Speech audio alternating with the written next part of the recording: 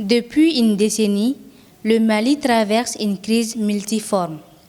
Le terrorisme et le djihadisme ont durement éprouvé les populations. À cela, il faut ajouter les conflits fratricides et communautaires. Les séquelles sont encore visibles. Le 15 septembre 2022 a été le lancement de la Semaine nationale de la réconciliation. Cette semaine vise à restaurer la paix, à renforcer la cohésion sociale et le vivre ensemble. Le gouvernement veut sensibiliser les acteurs nationaux et internationaux sur le processus de la réconciliation et la paix. À terme, le but est de vulgariser les instruments dédiés à la promotion du patriotisme, du suivisme, de la paix et de la cohésion sociale. Quelles sont les localités du Mali où les communautés sont à réconcilier? Quelles sont les raisons des conflits? En quoi la Semaine nationale de la réconciliation peut-elle réconcilier les Maliens? Cette semaine, qui participe d'un esprit de promotion des valeurs fondatrices de notre vie sociale, à savoir, entre autres, la solidarité, l'humilité et le pardon. Je pense que pas mal de Maliens savent déjà les zones en conflit, plus précisément au niveau de Tombouctou, Gao, Kidal. Vraiment, ce sont des zones où on a même peur de se déplacer pour aller dans ces zones. Donc du coup, je pense qu'on a vraiment besoin de réconcilier les Maliens, surtout de cette zone-là, de faire en sorte qu'ils puissent avoir une cohésion, sinon une tranquillité d'esprit au sein de leur communauté. Selon moi, les zones qu'il faut réconcilier, nous avons au nord du Mali, nous avons la région de Gao, Kidal, Tombouctou, il y a Ménéka aussi. Il faut revoir parce que c'est là où le problème a commencé depuis 2012. Je pense que d'abord, à commencer par Bamako.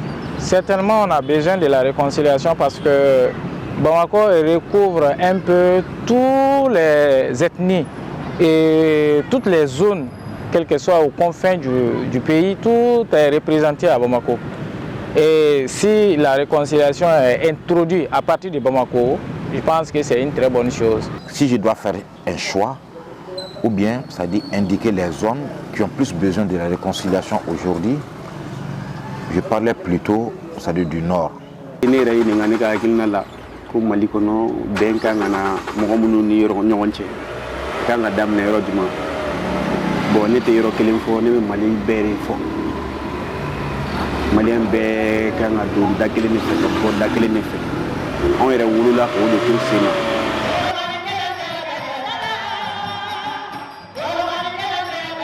Oui, le conflit, comme on dit, c'est multidimensionnel. C'est la rébellion qui a soulevé toutes les procédures de la guerre que nous avons aujourd'hui.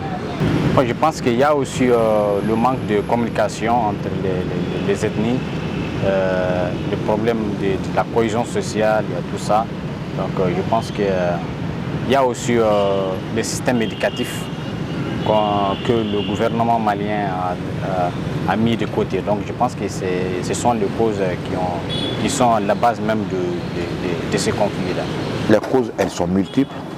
Comme le thème même, c'est-à-dire il faut vraiment une vraie réconciliation pour pouvoir pallier à ces problèmes. Mais les causes, je dirais, elles sont politiques. Les raisons de ces conflits peuvent être diverses. Bon, je pense que souvent, on sait tous qu'en communion, il y a souvent des altercations et tout ça.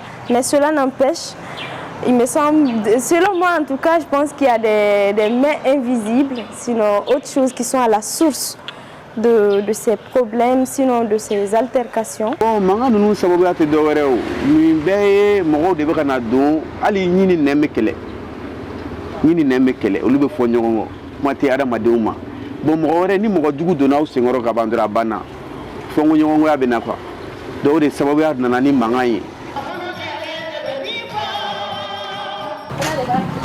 Moi, à mon humble avis, c'est toujours plus.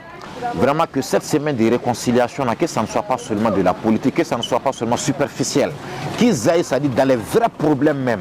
c'est-à-dire pour pouvoir réconcilier les gens, pour pouvoir réconcilier cette nation, qu'ils aillent jusqu'au fond, qu'ils aillent jusqu'à la racine, de voir qu'est-ce qu'il y a aujourd'hui. Parce que la réconciliation, ça ne se fait pas seulement à travers les paroles, à travers la bouche. Il y a des problèmes qui sont là, il ne faut pas aussi déplacer les problèmes. Déplacer un problème d'un point à un autre problème. Il faut résoudre les problèmes. Il faut aller parler aux gens. Essayer de voir les problèmes existants, les problèmes qui sont là. Demander aux communautés, c'est-à-dire eux-mêmes leur demander, c'est-à-dire qu'est-ce qu'ils suggèrent comme solution pour résoudre ces problèmes-là et pour qu'ils puissent, c'est-à-dire vivre ensemble. Je pense que la semaine peut réconcilier les Maliens en termes de sensibilisation, comme ce que vous faites. Quand vous allez multiplier ces actions, et surtout que beaucoup de Maliens prennent conscience de ce que vous voulez faire, moi je pense qu'avec la sensibilisation, ça peut faire en sorte que les gens se serrent les coudes.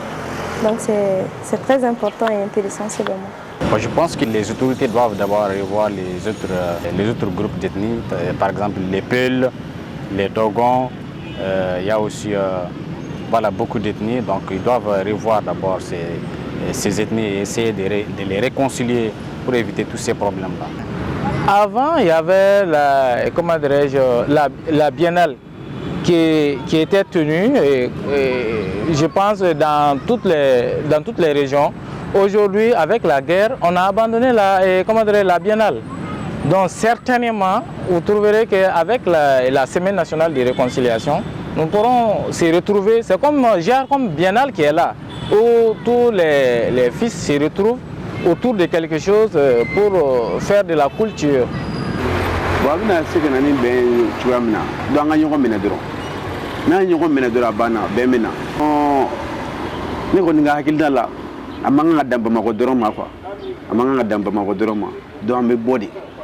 Donc, mangan be yoro mununa nan taray ne dogera Bamako parce que Bamako de fabay do nan bora ya do am te kata mangan be yoro munu fene la metay do an lu fene fara nyoga donc mangan be mako munu nyogon che kayurula ka fo on est clé on est malien on est sans clé donc abana